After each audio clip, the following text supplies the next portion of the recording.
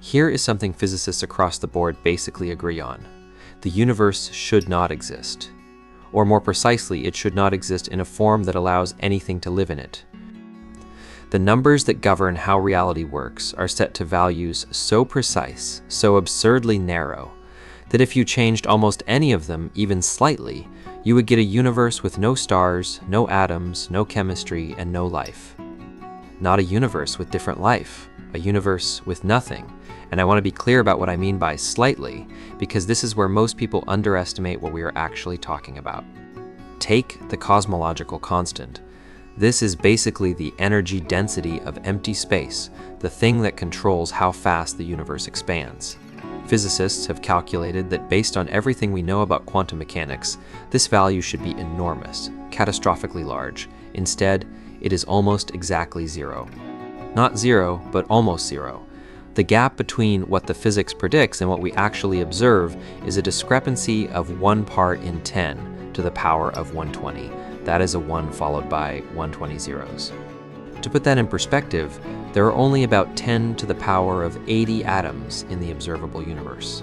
The fine-tuning of the cosmological constant alone is more precise than the number of atoms in everything we can see, by 40 orders of magnitude. If that number were even slightly larger, the universe would have expanded so fast after the Big Bang that no galaxies, no stars, no planets could ever have formed. If it were slightly smaller, the universe would have collapsed back in on itself before anything interesting could happen. The window where life is possible is razor thin, and we are sitting right in the middle of it. That is one constant. There are dozens of others that tell the same story. The gravitational constant, which determines the strength of gravity, has to fall within a range of about 1 part in 10 to the power of 35 of the total possible spectrum of force strengths, just to allow for stable stars and planets. Imagine a ruler stretching across the entire observable universe, about 93 billion light-years. The life-permitting range for gravity on that ruler is roughly 9 nanometers. The width of a protein molecule, that is the target, and we hit it. The strong nuclear force which holds the nuclei of atoms together is tuned to within about 2%. Drop it by 2% and you cannot build atoms heavier than hydrogen. Raise it by 2% and all hydrogen gets converted to helium almost immediately, leaving the universe with no water and no long-term fuel for stars. Either way, you do not get life. The margin is 2%. The ratio of electrons to protons in the universe is balanced to within 1 part in 10 to the power of 37. If it were off by even that much, electromagnetic forces would overwhelm gravity, stars would never form, and the universe would be a structurally incoherent mess. And these constants are not just individually fine-tuned. They have to be fine-tuned relative to each other simultaneously. Physicist Martin Rees, who is not a theist, spent a career studying this and concluded that the universe is governed by 6 numbers whose values are so precisely calibrated for life that they represent one of the deepest mysteries in all of science. So how does naturalism respond to this? There are 3 main moves, and I want to give each of them a fair hearing before I explain why none of them work. The first is what people usually call the anthropic principle. The argument goes like this: of course the universe looks fine-tuned for life, because if it were not fine-tuned for life, you would not be here to notice. You only ever observe a universe compatible with your existence. So the fine-tuning is not really surprising, it is just a selection effect. This sounds clever the first time you hear it. It is not. Here is why. The anthropic principle tells you why you observe a life-permitting universe. It does not tell you why a life-permitting universe exists. Those are 2 completely different questions. Answering the first does not touch the second. Here is the analogy that exposes this. Imagine you are placed in front of a firing squad of 100 trained marksmen. They all fire. Every single one misses. You are alive. Now, you could say to yourself, well, obviously they all missed, because if they had not, I would not be here to reflect on it. That is technically true. But it completely dodges the real question, which is, why did they all miss? The fact that you are here to notice does not explain the miss. It just tells you that you are in the subset of scenarios where you survived. The existence of that subset still demands an explanation.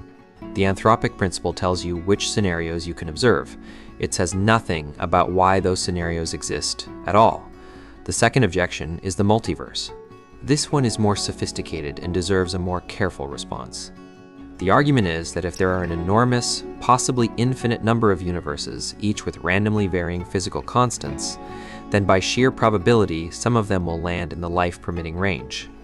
We happen to be in one of those, so the fine-tuning is not a miracle, it is just what you would expect if you run enough trials. This is the strongest objection, and I want to treat it as such. First, there is no empirical evidence for a multiverse. None. It is not an observed phenomenon, it is a theoretical inference from models that themselves require significant assumptions. Even physicists who favor multiverse theories acknowledge this openly. The multiverse is currently untestable and possibly untestable in principle. Appealing to it as a definitive answer to fine-tuning is not a scientific argument. It is a philosophical bet on an unobserved entity, which is fine, but let us be honest about what that is. Second, and this is the part that most people who raise the multiverse objection have not thought through, the multiverse does not actually eliminate fine-tuning, it pushes it up a level. In order for a multiverse to produce universes with randomly varying constants, you need a mechanism to generate those universes. That mechanism, whatever it is, has to operate according to laws. Those laws have to be structured in such a way as to allow the production of varied universes, including life-permitting ones. The mechanism itself requires the right kind of physics. And that right kind of physics is itself another layer of fine-tuning. The most popular multiverse model in physics right now involves inflationary cosmology combined with string theory, sometimes called the string landscape. The framework underlying this model only functions if there are exactly 11 dimensions. Nothing in the theory explains why there should be exactly 11. The multiverse generator requires precise tuning to function, so you have not solved the fine-tuning problem, you have relocated it. Robin Collins, who is probably the most technically rigorous philosopher working on this question today, uses the analogy of a bread machine. A bread machine can produce many different kinds of bread depending on the settings. But the bread machine itself has to be built correctly, stocked with the right ingredients, and programmed properly. The machine does not eliminate the need for design. It presupposes it. A multiverse generator that produces varied universes is the same situation. The generator still has to be set up just right to do its job. Third, and this is decisive, the multiverse objection cannot handle what is called fine-tuning for discoverability. This is worth understanding because it cuts through the multiverse response completely. Our universe is not just fine-tuned for life, it is also fine-tuned to be scientifically understandable. The cosmic microwave background radiation, the faint glow left over from the Big Bang, is calibrated in such a way that we can actually read it and do cosmology. If the ratio of baryons to photons in the early universe were even slightly different, we could still be alive, but the background radiation would be either undetectable or so noisy that it would tell us nothing. We would be stuck, alive, but cosmologically blind. The same pattern shows up across multiple parameters. The universe is not just barely habitable, it is maximally discoverable.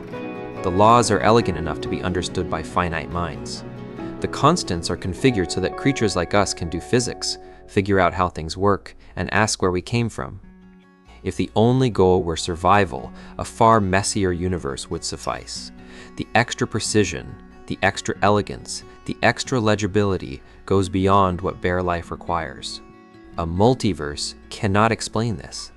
In a random multiverse, you would expect most inhabited universes to be just barely life-permitting, with no particular reason for the physics to be discoverable or mathematically beautiful.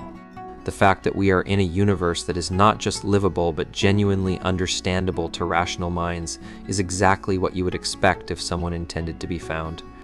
Now we get to the third objection, which is the raindrop argument.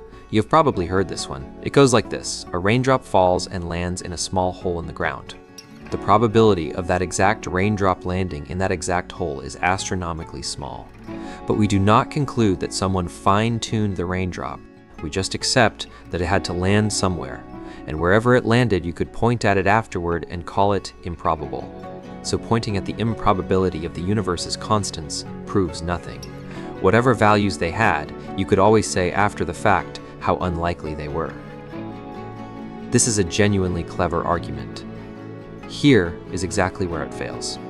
The raindrop analogy works only because any spot on the ground is equally unremarkable. The raindrop lands, the ground is wet, nothing significant happened. But now change the scenario. Imagine the hole is the only spot in a field the size of a continent where the raindrop could land and cause a wildflower garden to bloom. Every other spot is dead ground. And the raindrop lands in that exact spot. Are you still going to shrug?